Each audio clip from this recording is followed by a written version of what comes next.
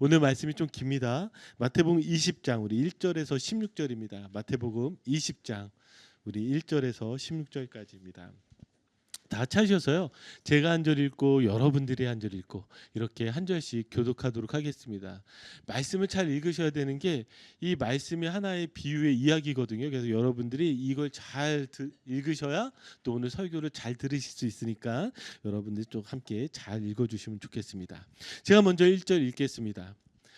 천국은 마치 품꾼을 얻어 포도원에 들여보내려고 이른 아침에 나간 집주인과 같으니 2절 여러분 그가 하루 한 데나리온씩 품꾼들과 약속하여 포도원에 들여보내고 또 제3시에 나가보니 장터에 놀고 서 있는 사람들이 또 있는지라 그들에게 이르되 너희도 포도원에 들어가라 내가 너희에게 상당하게 주리라 하니 그들이 가고 제6시와 제9시에 또 나가 그와 같이 하고 제11시에도 나가보니 서 있는 사람들이 또 있는지라 이르되 너희는 어찌하여 종일토록 놀고 여기 서 있느냐 이르되 우리를 품꾼으로 쓰는 이가 없음이니이다 이르되 너희도 포도원에 들어가라 하니라 저물매 포도원 주인이 청지기에 이르되 품꾼들을 불러 나중 온 자로부터 시작하여 먼저 온 자까지 삭슬 주라 하니 제11시에 온 자들이 와서 한 데나리온씩을 받거늘 먼저 온 자들이 와서 더 받을 줄 알았더니 그들도 한 데나리온씩 받은지라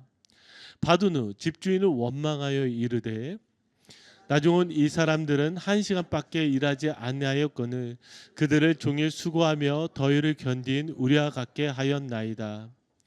주인이 그 중에 한 사람에게 대답하여 이르되 친구여 내가 네게 잘못한 것이 없노라 내가 나와 한 데나리온의 약속을 하지 아니하였느냐 내 것이나 가지고 가라 나중 온 이 사람에게 너와 같이 주는 것이 내 뜻이니라 내 것을 가지고 내 뜻대로 할 것이 아니냐 내가 선함으로 내가 악하게 보느냐 이와 같이 나중된 자로서 먼저 되고 먼저 된 자로서 나중되리라. 아멘.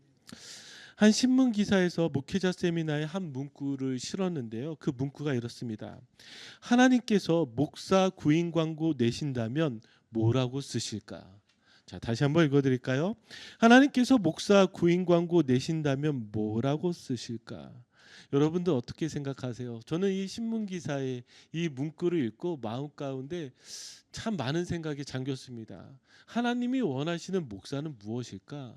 이 시대에 하나님께서 찾으시는 목사는 어떤 사람일까?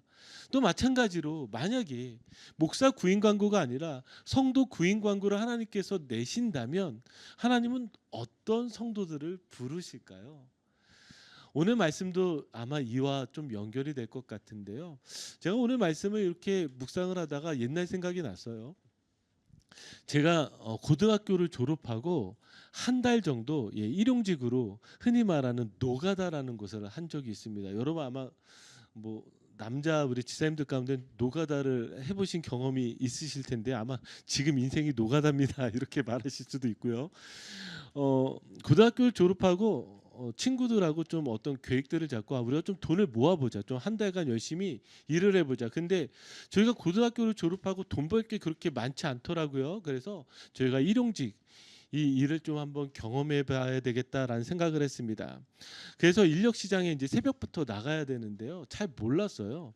그냥 거기 가만히 서 있는데 아무도 저와 제 친구들을 뽑아가지 않더라고요.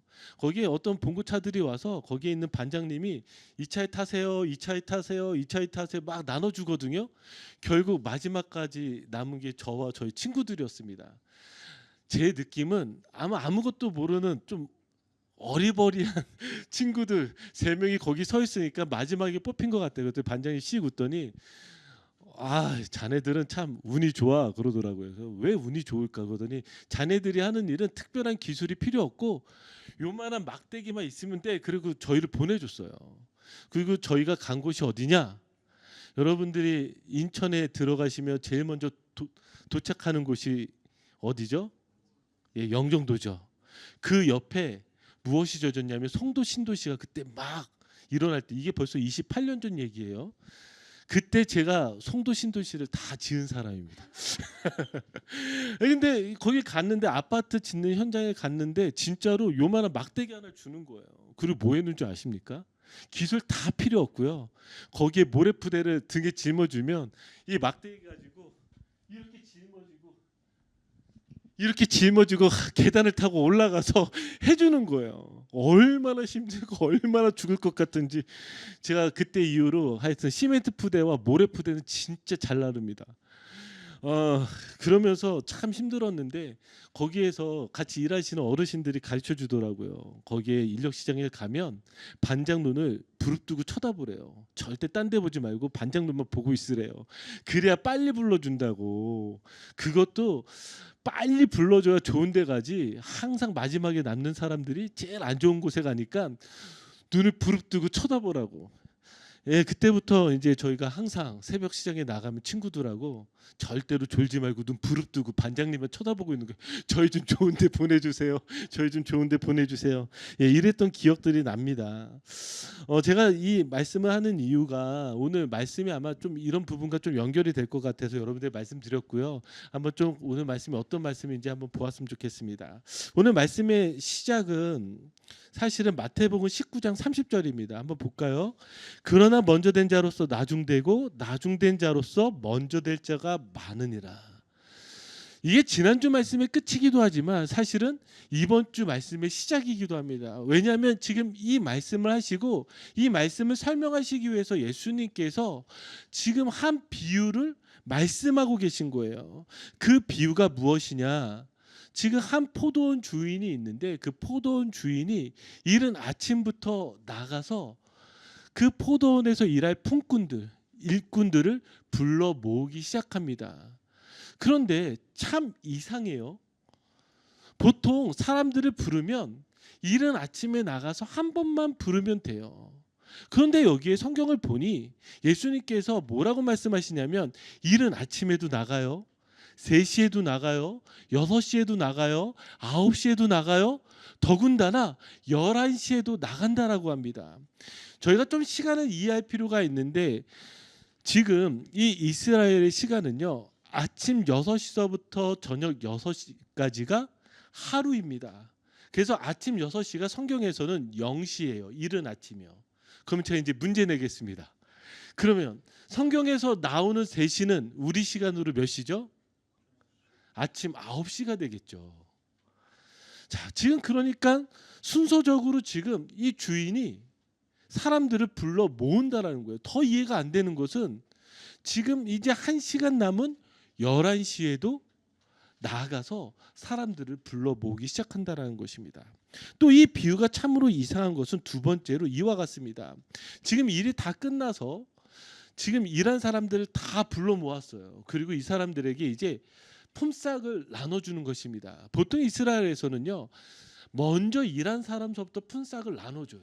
그리고 나중에 일한 사람을 가장 나중에 주게 됩니다. 그런데 이상하게 이 주인은 나중 온 사람서부터 품삯을 주는 거예요. 그리고 그 품삯을 얼마를 주느냐?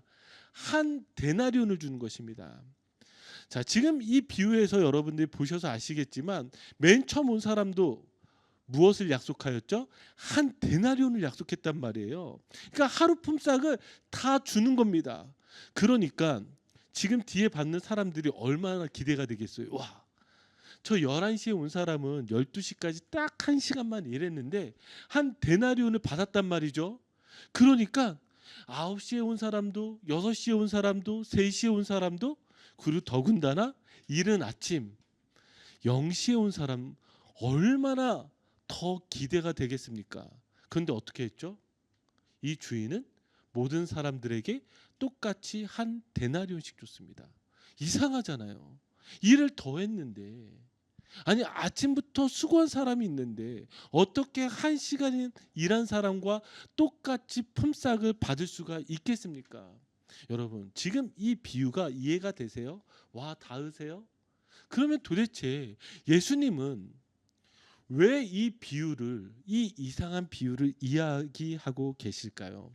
그 의미가 무엇인지 좀 하나하나 찾아보도록 하겠습니다. 먼저 우리 1절을 통해서 좀 그 의미들을 찾아볼 수 있는데요. 1절 우리 같이 한번 읽겠습니다. 시작.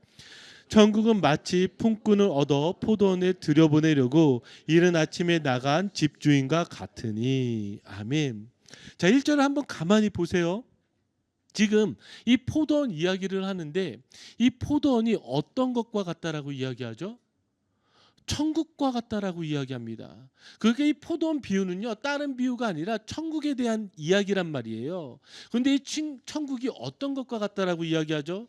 천국이 이런 것과 같대요. 마치 품꾼을 얻어 포도원에 들여보내려고 이른 아침부터 나간 집주인과 같다라는 거예요. 그러면 천국을 무엇이라고 이야기하냐면 이 천국에 지금 많은 일꾼들을 부르기 위해서 집주인이 나가는 거예요. 그럼 천국에 어떤 것이 목적인 거예요? 지금 사람들을 불러 모으는 것이 목적이에요. 여기에 천국에 얼만큼의 일이 있다라고 이야기하지 않아요. 또 얼마나 많이 수고해야 되는지도 말하지 않아요. 오직 지금 한 가지만을 우리에게 이야기하고 있어요. 그게 무엇이라고요? 천국에 들여보내는 것. 천국으로 부르는 것. 지금 포도원 비유는 다른 비유가 아니라 그런 비유라는 것을 여러분들이 기억하셔야 되는 거예요.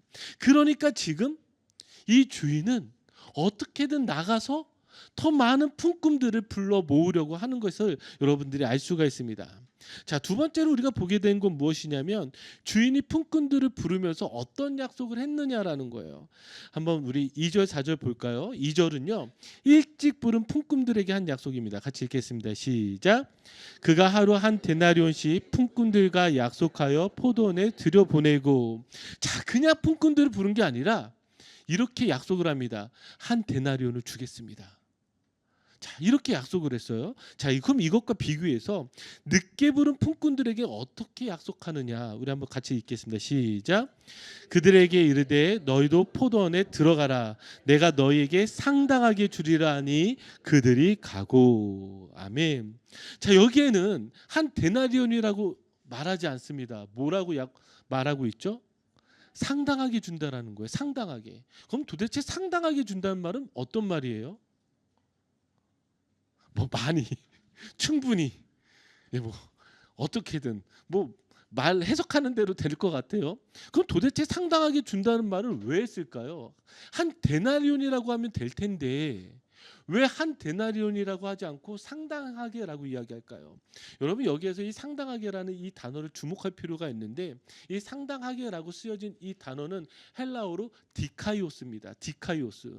디카이오스라는 이 단어는 어떤 뜻을 가지고 있냐면 의로운, 의인, 공정한, 이런 뜻을 가지고 있어요. 그러면 여기에 해석을 할 때 내가 너희에게 공정하게 줄게, 의롭게 줄게, 이렇게 표현이 되는 것이겠죠. 근데 한번 생각해 보세요. 늦게 온 사람이 한 데나리온을 받는 게 이른 아침부터 일한 사람들과 똑같이 받는 게 의로운 것일까요? 공의로운 것일까요? 적법한 것일까요? 저는 그렇지 않다고 생각해요. 근데 예수님은 지금 의도적으로 이 디카이오스라는 단어를 쓰고 있어요. 그럼 이 디카이오스가 성경에서 어떻게 쓰여졌는지 우리가 한 번 더 살펴볼 필요가 있는데, 제가 마태복음을 다 찾아보니까요, 다 이 디카이오스는 의인에 연결되어서 사용되어졌습니다. 마태복음 9장 13절 우리 같이 읽어볼까요? 시작. 너희는 가서 내가 궁유를 원하고 제사를 원하지 아니하노라 하신 뜻이 무엇인지 배우라. 나는 의인을 부르러 온 것이 아니요 죄인을 부르러 왔노라 하시니라. 아멘. 여기에 나는 의인을 부르러 온 것이 아니요라고 하는 이 의인이 바로 디카이오스예요. 그러면 자, 이 비유가 어떤 비유라고 그랬어요?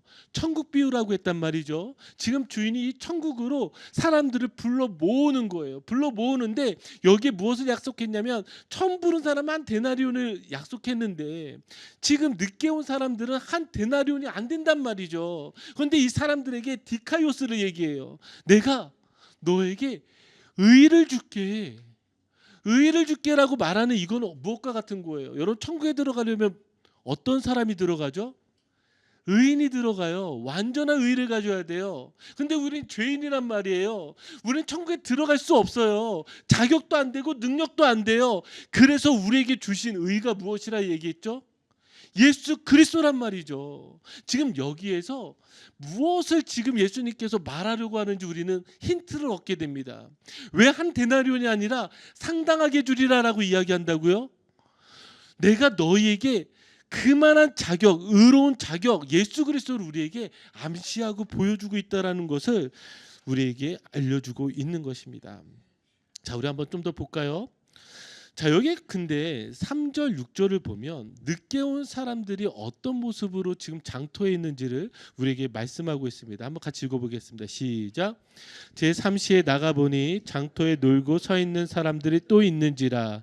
6절. 제12시에도 나가보니 서 있는 사람들이 또 있는지라. 이르되 너희는 어찌하여 종일토록 놀고 여기 서 있느냐. 아멘. 지금 늦게 온 사람들을 여기에 뭐라고 표현하고 있냐면 놀고 서 있다라고 표현하고 있습니다. 한 번만 표현하고 있는 것이 아니라 지금 마지막에 주인도 11시에 거기에 있는 사람들을 향해서 이렇게 질문하죠. 너희는 어찌하여 종일토록 놀고 여기 서 있느냐. 여기 놀고 서 있다라는 이 표현을 세번역에서는 빈둥거리다라고 표현하고 있어요. 제 아들이 어제 저랑 좀 이런저런 이야기를 하다가 제가 그랬거든요. 너는 어떻게 침대에서 그렇게 빈둥거리니? 제가 이렇게 표현을 했거든요. 그러니까 제 아들이 이렇게 저한테 이야기했습니다. 아빠, 방학 때는 빈둥거리는 거야. 그래서 제가 화딱지가 나서 너는 입시생이야? 입시 스트레스 이러면서 막 이런저런 이야기를 내는데 저희가 여기 이 표현을 보면서 이 빈둥거리는 것처럼 놀고 서 있는 이 표현을 그렇게 생각합니다. 그런데 한번 생각해 보셨어요? 이 사람들이 왜 놀고 서 있을까요? 그리고 성경은 왜 이들을 향해서 이렇게 빈둥거리다 놀고 서 있다를 강조하고 있을까요? 이 사람들을 저희가 좀 이해할 필요가 있습니다. 첫 번째, 품꾼이 누구냐라는 거예요. 제가 아까 일용직을 말씀을 드렸는데 제가 일용직 아르바이트를 할 때 저는 그렇게 몸은 힘들었지만 마음은 힘들지 않았어요. 왜요?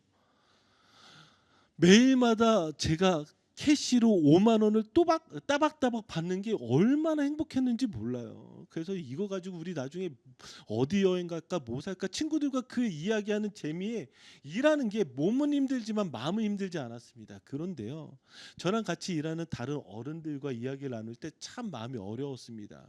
왠 줄 아세요?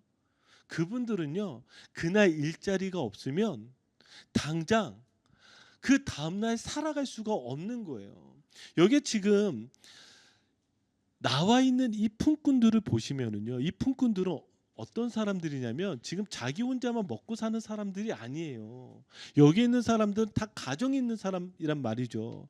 그러니까 여기에 나와서 반드시 누군가에게 부름을 받아야 되는 사람입니다. 그렇지 않으면 뭐예요? 당장 살 수가 없는 사람들이에요. 그래서 지금 주인이 이렇게 질문했을 때 한번 7절 보세요. 얼마나 안타깝게 이들이 표현하고 있는지 우리 같이 읽겠습니다. 시작. 이르되 우리를 품꾼으로 쓰는 이가 없음이니이다. 이르되 너희도 포도원에 들어가라 하니라. 아멘. 뭐라고요? 이르되 우리를 품꾼으로 쓰는 이가 없음이니이다. 지금 이들이 빈둥거리고 싶어서 혹은 놀고 서 있고 싶어서 지금 일하기 싫어서 여기 있는 게 아니라 나는 지금 살아야 되는데, 반드시 살아야 되는데, 그러려면 일해야 되는데 아무도 자기를 불러주지 않으니까, 선택하지 않으니까 거기에서 지금 애타는 심정으로 있다라는 거예요.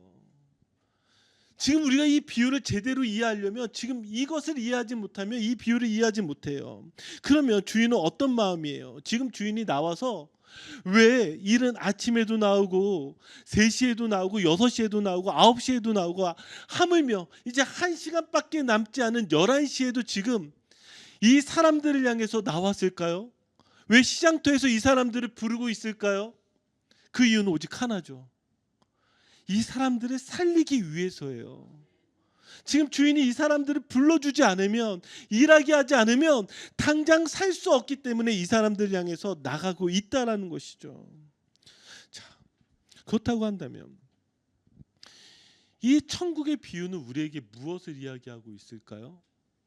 하나님이 지금도 여러분들을 향해서 누군가는 이른 아침에, 누군가는 3시에, 누군가는 6시에, 누군가는 9시에, 누군가는 11시에 지금도 부르시고 계시다라는 거예요. 여러분들을요. 왜요? 여러분들을 살게 하시기 위해서라는 것이죠. 자, 그러면 다시 여러분들 한번 질문해 보겠습니다. 여러분들은 몇 시에 부름받은 사람들입니까? 아니면 아직도 부름받지 못한 채 그냥 놀고 서 있는 모습으로 인생을 살아가십니까? 저는 그 중에서도 이 11시에 부름받은 품꾼이 참 제 마음에 남는데, 이 11시에 부름받은 품꾼이라는 것은요, 어떤 사람인 줄 아세요? 11시가 될 때까지 지금 이른 아침서부터 계속 불려가는데 이 사람은 불림받지 못했다는 거. 왜 불리지 못했을까요? 지금 주인이 볼 때에 자격이 안 되는 거예요. 능력도 없고요, 힘도 없고요, 일도 잘 못할 것 같아요. 그러니까 세상 말로 실패자와 같은 사람이 바로 이 11시에 부름받은 품꾼이라는 사실입니다. 어쩌면 우리가 인생 가운데에서 이런 것들 느껴지지 않아요? 내가 마치 선택받아서 뭔가 일이 잘 풀려야 될 것 같은데 선택받지 못한 것 같은 느낌이요. 아니, 선택받지 못해서 무언가 인생에서 꼬일 대로 꼬여서 너무나 힘든 그 사람이요. 여러분, 저는 그 사람에게 다시금 축복하고 싶은 것은요, 우리 하나님께서 반드시 여러분들 불러주신다는 사실이에요. 여러분들을 불러주시고 여러분들을 반드시 살리신다라는 그 사실이죠. 그래서 여기에 있는 이 품꾼의 포도원의 비유를 보면서 이 품꾼들에게 가져야 되는 것은 무엇이냐면, 내가 지금 여기에 들어간 것이 은혜라는 거예요. 나를 불러주셨다는 사실이 은혜라는 거예요. 지금 이 주인은 이 품꾼들에게 너 얼마큼 일해야 돼, 얼마나 많이 해내야 돼, 너 많이 수확해야 돼를 지금 얘기하는 게 아니라 오직 하나만 얘기하고 있어요. 내가 너 살리기 위해서 어떻게든 너를 불러내고 있다는 것이죠. 자, 그런데 한번 보세요. 11절 12절입니다. 우리 같이 읽겠습니다. 시작. 받은 후 집주인을 원망하여 이르되 나중은 이 사람들은 1시간밖에 일하지 아니하였거늘 그들의 종이 수고하며 더위를 견딘 우리와 같게 하였나이다. 아멘. 지금 이른 아침부터 온 이 사람은 원망하기 시작하는 거예요. 왜 원망할까요? 자기는 아침부터 수고했는데 저 1시간 일한 사람이나 똑같이 한 데나리온 받았다라는 거예요. 이게 만약에 노동의 대가로 주어지는 것이라면 이 사람의 이야기가 맞을 것입니다. 그런데 이것은 노동의 대가로 주어진 게 아니잖아요. 오직 이 사람을 살리기 위한 그 주인의 베푸시는 은혜라는 사실이죠. 그래서 한 데나리온을 약속했잖아요. 만약에 한번 생각해 봅시다. 이 사람이 이렇게 원망하지만 만약에 이 사람을 부르지 않았다면 어떻게 되었을까요? 지금 나는 이른 아침부터 이렇게 수고했어요. 내가 얼마나 더위와 싸우는지 주인 당신도 알잖아요. 그러니까 나는 한 데나리온이 아니라 더 받아야 돼요가 아니라, 사실은 이 사람이 그렇게 말하지도 못하게 이 사람이야말로 이른 아침이 아니라 11시에조차도 부름받지 못했다면 이 사람은 다음날 살아갈 수가 없는 사람이라는 거예요. 그럼 이 사람이 지금 잊은 건 뭐예요? 잊어버린 건 뭐예요? 바로 은혜라는 사실입니다. 우리의 신앙생활하면서 우리는 자꾸 까먹게 되는 게 바로 이 은혜예요. 지금 내가 예수 그리스도를 믿었다라는 이 사실은요, 나를 살리셨다라는 그 은혜예요. 그 은혜를 잊어버리게 되니 무엇만 지금 남게 되는 거예요? 자기의 열심, 자기의 노력, 자기의 공로, 이것들만 남게 되어져 버린다라는 것이죠. 그래서 한번 보세요. 신명기 8장 14절입니다. 신명기 8장 14절 같이 읽겠습니다. 시작. 내 마음이 교만하여 내 하나님 여호와를 잊어버릴까 염려하노라. 여호와는 너를 애굽 땅 종되었던 집에서 이끌어 내시고. 아멘. 지금 하나님께서 신명기를 통해서 말씀하시는 것은 저 이제 가나안으로 들어가야 돼요. 가나안으로 들어가야 되는데 가나안에 들어가기 전에 하나님이 이스라엘 백성들에게 아주 간곡한 심정으로 이렇게 이야기하는 거예요. 내 마음이 교만하여 내 하나님 여호와를 잊어버릴까 염려하노라. 지금 마음이 교만해져서 하나님을 잊어버릴까 하나님이 염려하고 계신 거예요. 자, 그러니까 이 교만은 무엇일까? 바로 17절입니다. 같이 읽겠습니다. 시작. 그러나 내가 마음에 이르기를 내 능력과 내 손의 힘으로 내가 이 재물을 얻었다 말할 것이라. 아멘. 지금 교만한 이유를 말해요. 교만한 게 무엇이냐? 바로 내 마음에 이르기를 내 능력과 내 손의 힘으로 제가 지금 이룬 이 모든 것들을 얻었다라고 말하는 사람이 교만한 거예요. 그리고 이 교만한 사람은 하나님을 잊었다는 거예요. 그럼 하나님의 뭐를 잊었어? 다시 이 14절을 보면 여호와는 너를 애굽 땅 종되었던 집에서 이끌어 내셨다라는 거예요.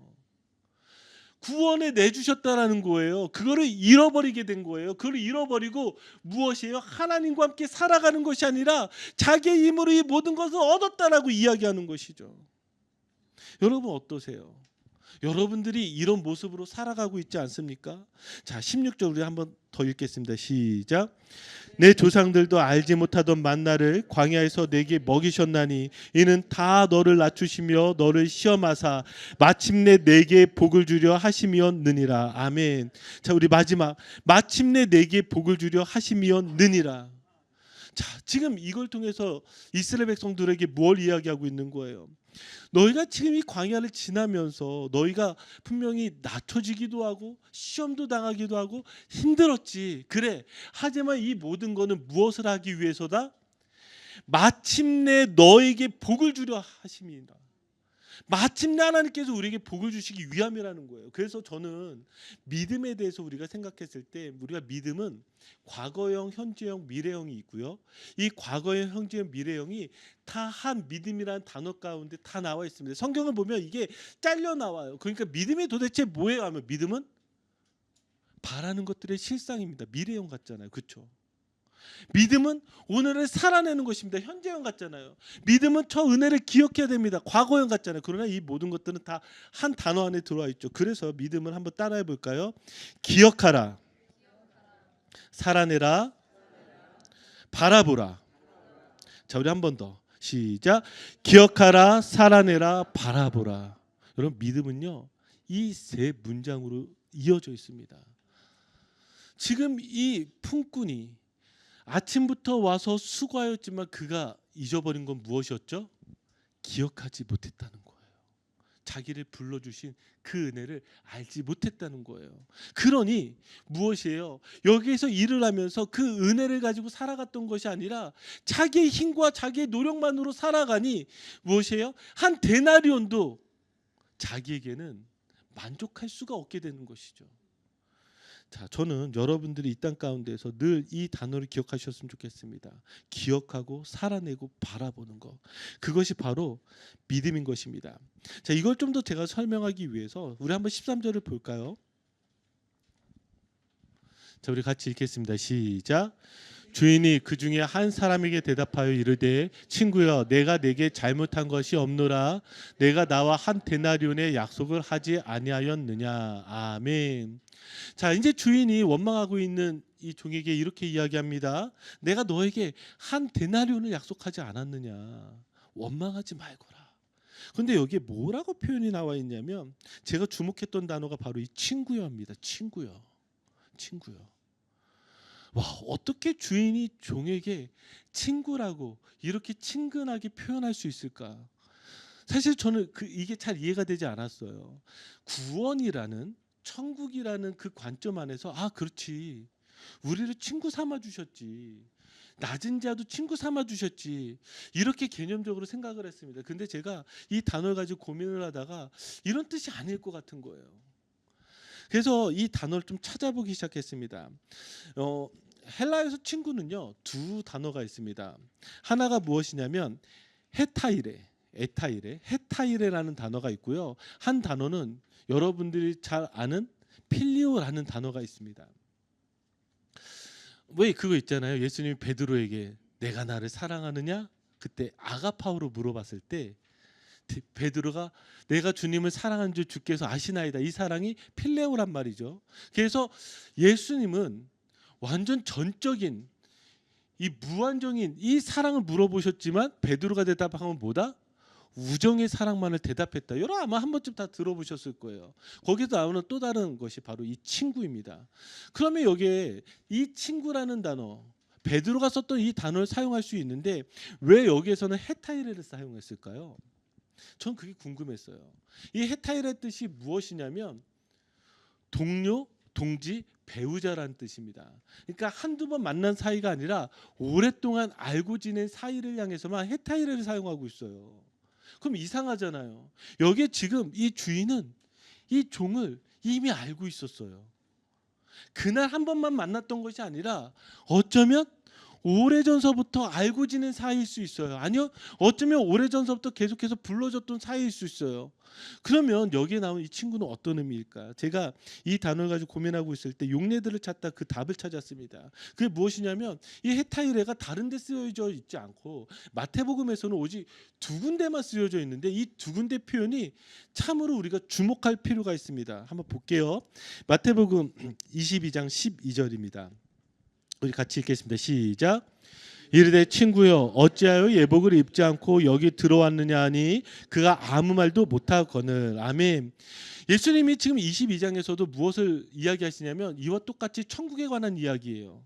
지금 천국에 대해서 이야기하는데 이 천국 비유를 어떤 비유로 하냐면 임금이 지금 잔치를 열었단 말이죠. 혼인잔치를 열어서 사람들 초대하는데 오지가 않았던 거예요. 그래서 초대했던 사람들 말고 그럼 길거리에 나가서 이 혼인잔치, 이 잔치로 사람들을 불러 모아야 되겠다 하는데 지금 한 사람이 이곳에 갔는데 무엇을 입지 않았어요? 예복을 입지 않았어요. 예복을. 마땅히 준비되어져야 되는 그 예복을 입고 오지 않은 이 사람을 향해서 뭐라고 이야기하냐면 친구여 어찌하여 예복을 입지 않고 여기 들어왔느냐 이렇게 이야기한 거예요. 마태복음 26장 50절 한번 읽어볼까요? 시작. 예수께서 이르시되 친구여 내가 무엇을 하려고 왔는지 행하라 하신대 이에 그들이 나와 예수께 손을 대어 잡는지라. 아멘. 여기 지금 50절에 나와 있는 친구는 누군지 아세요? 제가 앞절을 읽어드릴게요. 48, 49절 보면 예수를 파는 자가 그들에게 군호를 짜 이르되 내가 입맞추는 자가 그이니 그를 잡으란지라. 누구를 가리키고 있죠? 가룟 유다죠. 지금 가룟 유다를 향해서 예수님이 이렇게 이야기하신 거예요. 친구여 내가 무엇을 하려고 왔는지 행하라. 그러면 지금 여기에 이 세 비유는 다 긍정적인 표현으로서 친구일까요? 부정적인 의미로서 친구일까요? 부정적인 의미인 거죠. 부정적인 의미. 그러면 여기에 이 친구가 부정적인 의미가 됐을 때 가장 중요하게 놓친 것이 무엇이었을까요? 지금 오랫동안 이 주인을 알고 있었지만 이 품꾼은 그래서 자기를 친구로 삼아줬지만 자기를 향한 그 은혜가 사라지게 되어졌을 때 가룟 유다처럼 예수 그리스도의 제자이지만 자기의 생각과 목적이 달라졌을 때 예수 그리스도를 팔아버릴 수도 있었던 그 친구, 바로 우리에게 무엇을 이야기하고 있죠? 은혜가 사라졌을 때 우리가 어떤 모습이 될 수 있는지에 대해서 아주 적나라하게 표현하고 있는 것이 바로 친구라는 것이죠. 저는 신앙생활하면서 늘 제 마음 가운데 있는 안타까움은 무엇이냐면 제가 청년 사역했을 때 우리 청년들이 가장 많이 했던 표현이 무엇인 줄 아십니까? 여러분 지금 괜찮아요. 그런데 우리 1년 후에 더 멋진 믿음으로 성장합시다. 10년 후에 더 멋진 믿음의 모습으로 만납시다. 믿음은 성숙되어지고 성장되어지고 그래서 우리가 지금이 아니라 더 나은 믿음의 모습으로 만나자고 그렇게 이야기했었어요. 근데 그게 얼마나 제가 교만인지 지금에서야 알아요. 아이고야, 지금 제가 예전에 만났던 청년들 보면서 얼마나 불안한지 무서운지 10년 전 믿음, 5년 전 믿음, 지금은요 어떤 마음이 든 줄 아세요? 교회나 다니면 땡큐예요. 세상이 얼마나 악한지 점점 성숙되어지고 점점 좋아진다고 아니요. 뭐 청년들 얘기뿐일까요? 여러분들은 어떠세요? 여러분들 작년보다 지금 더 깊은 믿음의 모습으로 여기에 있나요? 아니 여러분 자신하세요?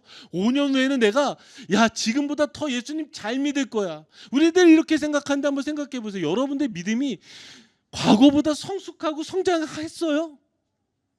늘 생각은 그래야 내가 10년 후에는 지금보다 더 성숙돼 있겠지. 20년 후에는 내가 진짜 믿음의 거장이 돼 있겠지. 아니에요. 저에게 가장 믿음이 좋았을 때가 언제인 줄 아십니까? 목사 안수 받았을 때요.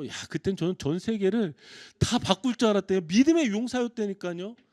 그때와 저를 지금 비교하면 지금은요 완전 쪼그라져가지고 요만한 사람. 그때 저는요 진짜 세상을 바꿀 수 있을 거라 생각했어요.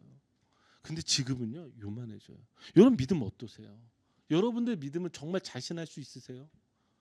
여기에 어쩌면 친구여라고 말하고 있는 것이 우리를 향해서 예수님이 그렇게 이야기하고 있지 않나요? 너 오랫동안 나를 알았지만 너의 안에 뭐가 사라졌다고요? 은혜가 사라졌다라는 거예요. 그래서 여러분, 오늘 말씀의 제목이요, 당연한 것 아니라 은혜였어요. 여러분들이 지금 누리고 있는 이 모든 것들이 사실은 당연한 게 아니라 은혜라는 사실이에요. 우리가 그것들을 너무나 많이 잊어버렸다라는 것이죠. 제가 요즘 제 아들이 이제 입시생이 되다 보니까 이런저런 좀 신경들이 쓰여요. 근데 제가 어떻게 공부하라는 말할 수는 없는 것 같아요. 지가 하는 거니까. 얼마나 스트레스 받겠어요. 뭐다 얘기하니까. 근데 제가 준비하고 싶은 건 뭐냐면 어른이 돼야 되는데, 어른이. 그러면 아이에서 어른이 될 때 꼭 해줘야 되는 말이 무엇일까 제가 생각했어요. 아이에서 어른이 된다는 것이 무엇일까? 그게 뭔지 아세요? 이 세상엔 당연한 게 하나도 없다라는 거예요. 당연한 게 없어요. 아이일 때는요, 부모가 다 해줘요. 그러니까 자기가 노력하지 않아도 돼요. 수고하지 않아도 돼요. 근데 아이에서 어른이 되는 건 무엇인 줄 아세요? 당연한 게 없어요. 당연한 게. 내가 해야 돼요. 내가 한 만큼만 가질 수 있고요. 한 만큼만 누릴 수 있어요.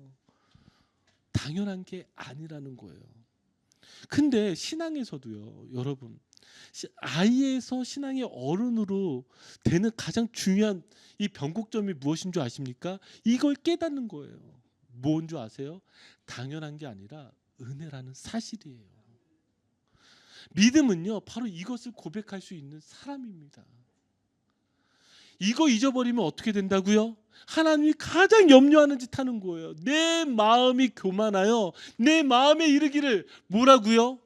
내 수고, 내 열심, 내 능력으로 이 모든 것을 이루었습니다 라고 말하는, 정말 마지막 때에 그래서 예수 그리스도가 우리를 향해서 부르는 그 은혜를 잃어버린 친구여, 너 정신 못 차렸어. 친구여, 너 은혜 가운데 떨어졌어. 바로 이런 이야기를 듣게 된다는 사실이죠.